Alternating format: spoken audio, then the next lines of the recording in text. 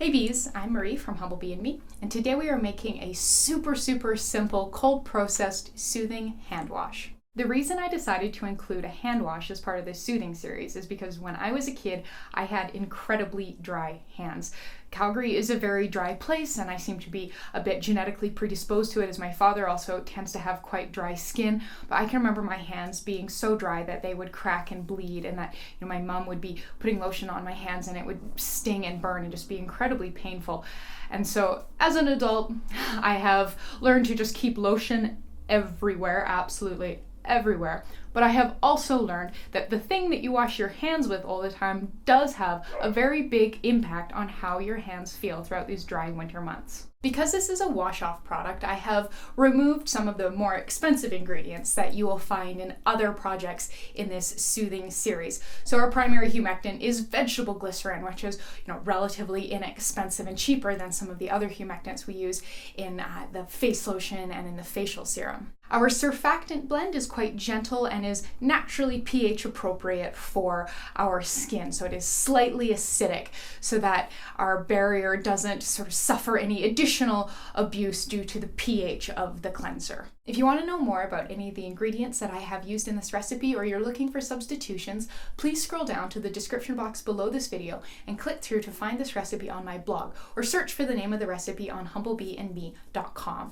At the bottom of the recipe, you will find a big long list of substitutions and recommendations for what to do if you don't have something. You can also look up all the ingredients in the Humblebee and Me DIY encyclopedia, where I have entries on them where you can learn lots about each ingredient, why it would be used in a formulation, its solubility, its pH, where to buy it, the shelf life of the raw ingredient, and then of course substitution suggestions as well. This entire recipe can be cold processed, which is fantastic because it means it comes together really quickly.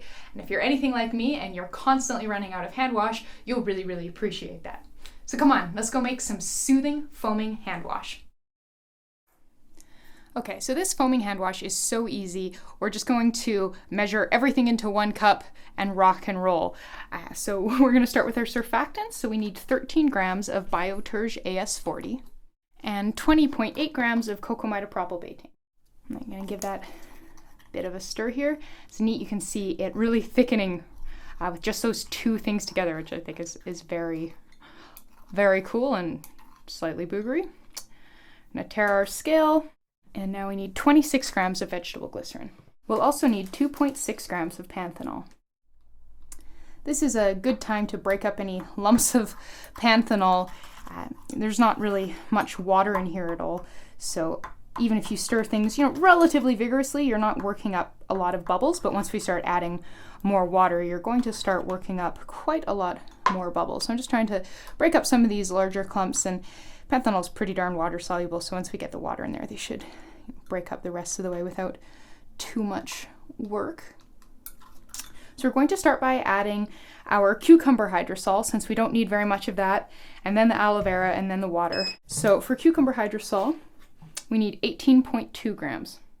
We're moving to gentler stirring methods. Now that we're starting to get water in here, you can see that even with those gentler stirring methods, we are working up a couple bigger bubbles than we were before we had a bunch of water in there.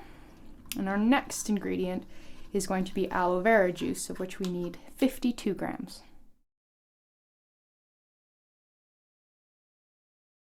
For our last two ingredients, we need 1.3 grams of liquid germall plus and 126.1 grams of distilled water.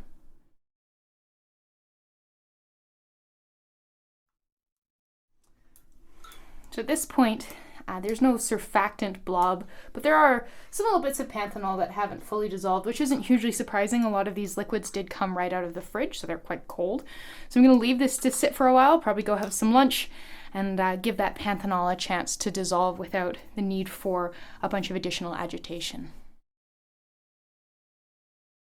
One lunch break later, and everything has dissolved nicely. You can kind of see through the side, or at least I can. If I turn it to the side, I'm going to pour hand wash everywhere.